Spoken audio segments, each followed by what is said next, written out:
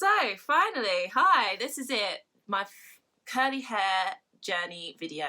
I finally got around to filming it. Sorry for the delay on this. I said I would do this a couple of weeks ago and I just kept putting it off, but finally I was like, let's get this done. I've got all the pictures and yeah, let's get into it.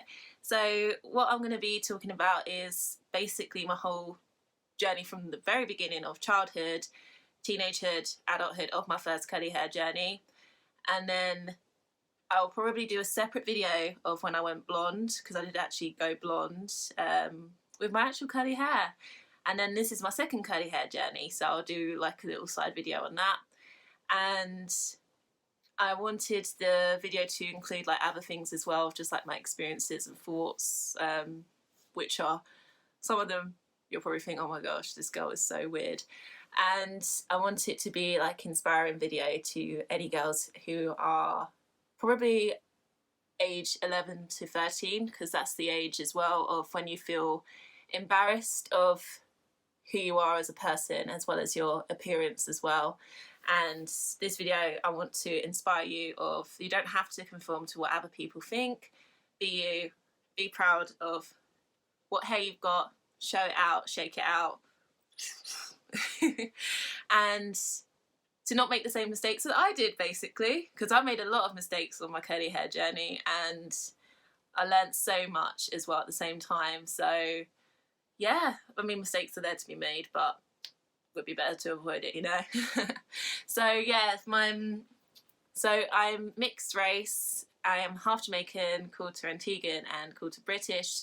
So my hair is like a 3C, 4A curl pattern. My mum's got looser curls. She's got like 3C, 3B curl pattern. She did cut her hair. She used to have hair like mine actually, but she cut it quite... she cut it quite short.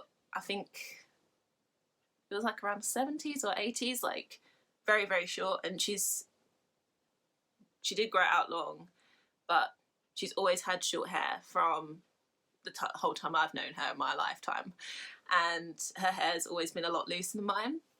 And my dad, I never saw what his hair looks like actually, and he's always had like real like tight curl afro.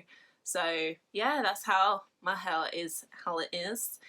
When I was younger, it was basically like this in a way, but I think the curl pattern wasn't really defined out, because when I was younger we kind of just brushed it out and we would have it in protective styles. Like literally, protective styles was literally all I had. I'd have plaits and even different differentiations of plaits. So like there'll be the two at the front, one at the back. There'll be even like little diddy ones as well, which I loved, or there'll be the four, so there'll be two at the front, two at the back. And one of my favourites actually that my mum used to do, this is probably why I love this hairstyle, she used to do like a big one here, so I'd have one at the front, then one at the back, which I thought was always pretty cool, because then I used to like do that all the time and feel like a unicorn.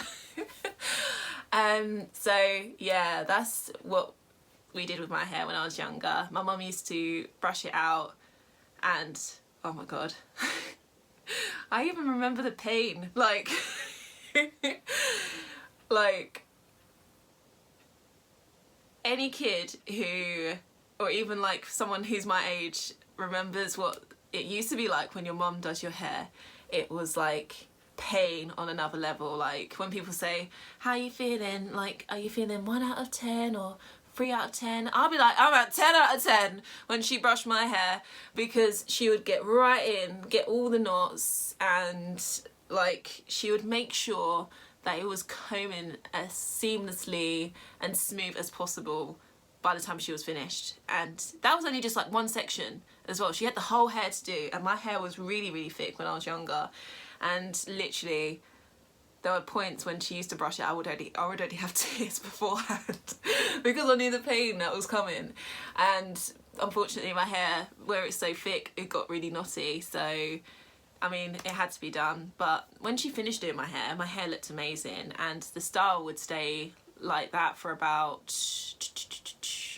usually a whole week, like on good weeks, as long as I was playing good in the playground and not rolling around like a crazy child. which I did most times. I mean, who doesn't do that and end up getting grass in their hair? And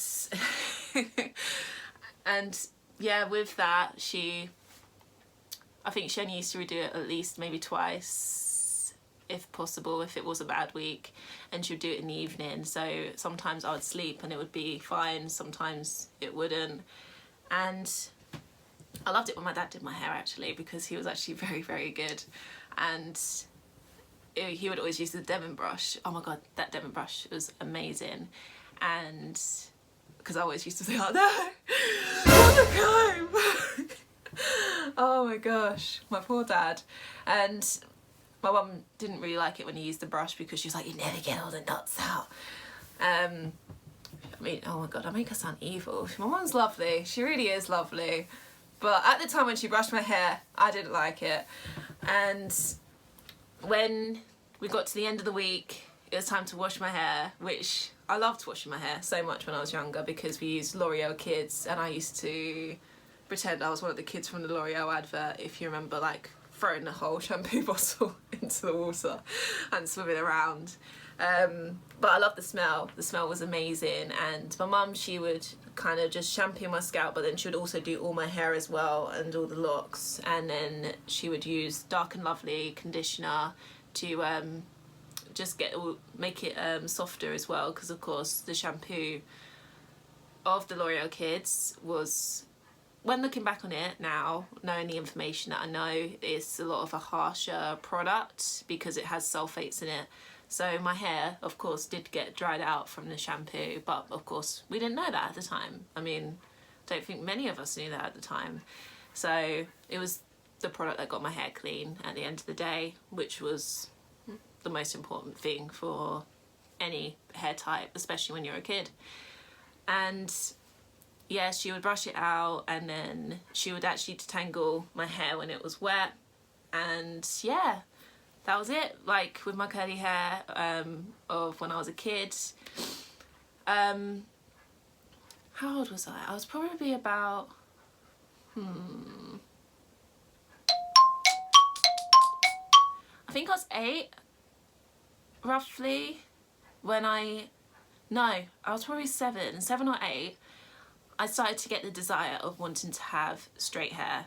Like, I always, from that point, always wanted straight hair, because the school I went to didn't really have a lot of mixed race kids or kids with like afro hair. And so when I had my hair like as it was with the plaits and everything, no matter how much I loved it, other kids used to make fun of me, and I would feel embarrassed because their hair was straight or it was wavy, and they were like running around glossing it all about, and there's me with my plaits going smacking my face and getting a red mark here and a red mark there. And I envied that. I envied the fact that other kids had just straighter hair, and it just seemed like they had an easier life because they had straight hair. That's the way I thought when I was younger. So I used to come home every night. Of course I came home every night, but every night I prayed to God and just prayed the same thing over and over again, which was, dear God, I pray today for possibly, if you have a magical elixir overnight, to make my hair straight and long like Rapunzel.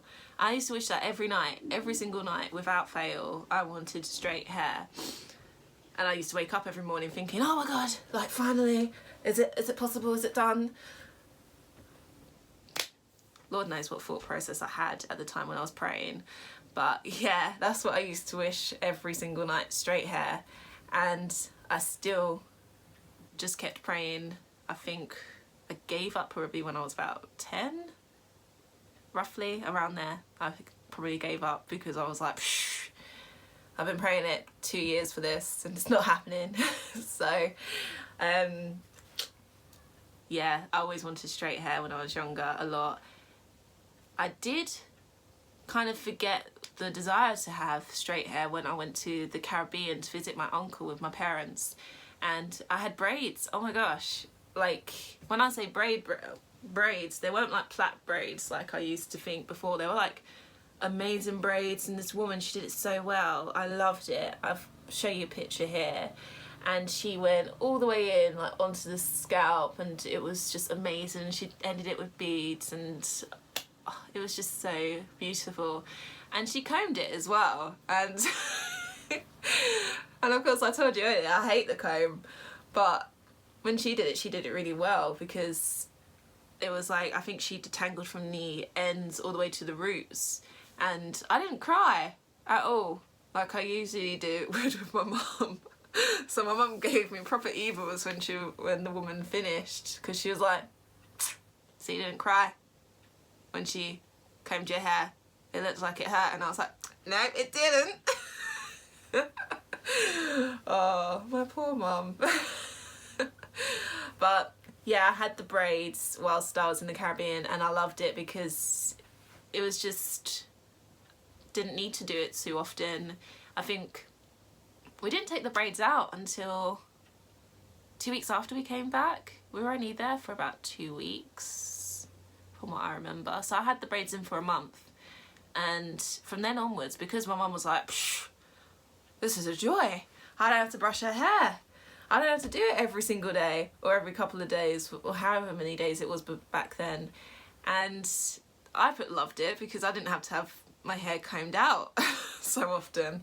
So my mum and I agreed, like, I just want those kind of braids. So my mum, bless her, she actually, when it was a wash day, she would wash it and braid it all for me, and actually try and do it similar to the woman, but because she couldn't actually get all the way in, she actually instead did it straight down, and done like really small ones for me, which I loved. And I loved it like that. It was really, really, really good. And my hair was a lot longer like that as well. I think, so annoying, I wish I could find a picture of it. That's the one picture I could not find. There's a school picture of me where I had my braids in, and my hair was actually down to here with the braids.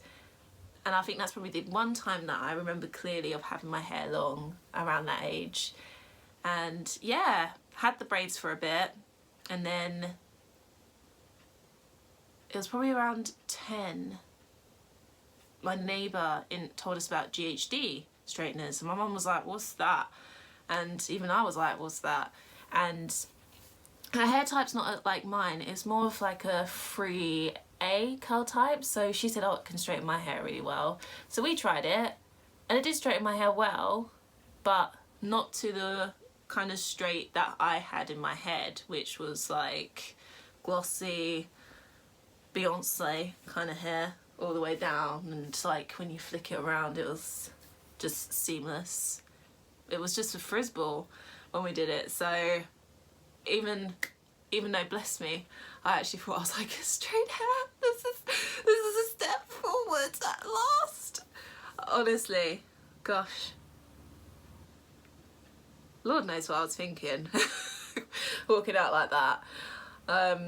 But yeah, I did go to school the next day with frizzy hair, and yeah, my friends made fun of me, even like the school bullies still made fun of me, and I felt quite embarrassed. I actually tied my hair back up because I didn't like wearing it out like that, and I think in my head I knew, like, this is not how straight hair looks. So we didn't really straighten my hair again. We went back to the braids, and yeah, I had my hair braided a lot more until I was 11. My auntie, she has, oh my gosh, her hair has always been so amazingly done, because she had beautiful straight hair. And even my cousin as well, her daughter had amazingly straight hair, and I always used to wonder, like, how do they do that? Because I thought their hair's like mine, but it's straight, like dead straight too. So she explained she used relaxer. So that's when relaxer really came and was introduced into my life. We did use relaxers in a way before, but they were like not little, they were less harsh. So we used like some Dark and Lovely before, when I was younger, like 8, 9 and 10, we used those. We only did it once a year, just because my mum said like my hair was getting so ridiculously thick, she was struggling to even like brush in, like sometimes even get the comb through my hair. It was like that too much for her. So she said she wanted something that would just help loosen my hair and loosen the curls to make it easier for her to just detangle. So that's the only kind of relaxers we did use, and they were Dark and Lovely ones. The one my auntie introduced to us was, I think, the olive oil one, organics one. I think they do one. And my gosh, wow. Now that, I have to say, is a very different experience, because especially for even girls who are watching this with like looser curls than mine, or even wavy hair, you probably never had to do relaxer, and if you have, my gosh, brave on you. But relaxers, it's like this chemical thing, and I will say it smells really weird. It's like, it's not an eggy smell, but it sort of is ish, but you can like smell chemicals, if that makes sense, and it feels like it's burning you in a strange way, like, because you get it right to the scalp as well. So it's like this white cream that you cover all your hair in, and all your scalp too as well, to get to the roots. Well, not your scalp actually, just your roots up to here. And don't sneeze, don't sneeze. Sorry. And what it's doing, it's altering your curl pattern. So you leave that on your hair about 5 to 10 minutes, not too long, because otherwise it can actually really damage your hair and actually cause like breakage, and even like easy breakage on your hair. So you have to be very, very careful when using a relaxer, and you need to be confident enough that you can do it by yourself or get a professional to do it. Never buy one on a whim and think you can do it yourself, because it can just ruin your hair if you're not doing it the correct way.